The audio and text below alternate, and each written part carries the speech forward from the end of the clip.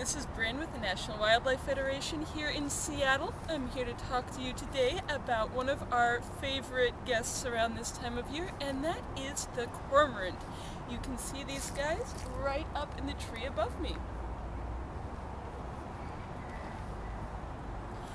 These cormorants are known as pelagic cormorants, and they are one of the smallest known types of cormorants.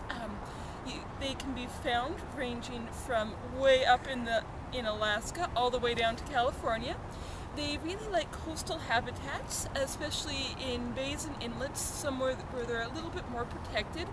They make their nests along cliff faces, and a fun fact about them is that they take sticks and leaves and other natural objects and they stick them together with their own poo.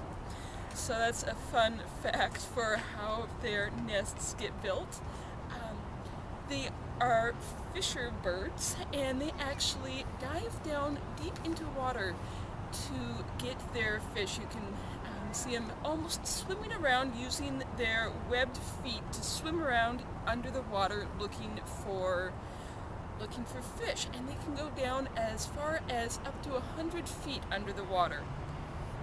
Back in the 1970s, they were actually considered threatened, but now their population has rebounded and they can be found along tons of different areas along the coast here in the Pacific Northwest and down south and up north. And they're great little guys. You'll notice them by their long necks and primarily black bodies.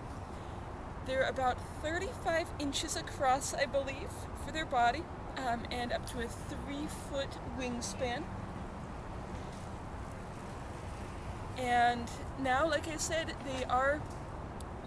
their populations are getting pretty large, but one problem with that is that they're actually thought to be competing with fishermen on the coast. A lot of communities are having a lot of trouble with them just because of their great numbers.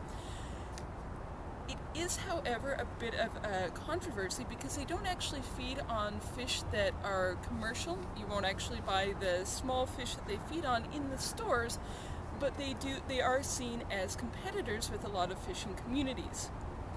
In order to learn more about these birds, as well as other wildlife and how you can protect wildlife in your own backyard, as well as discovering more wildlife out in the world, go to our website, www.nwf.org,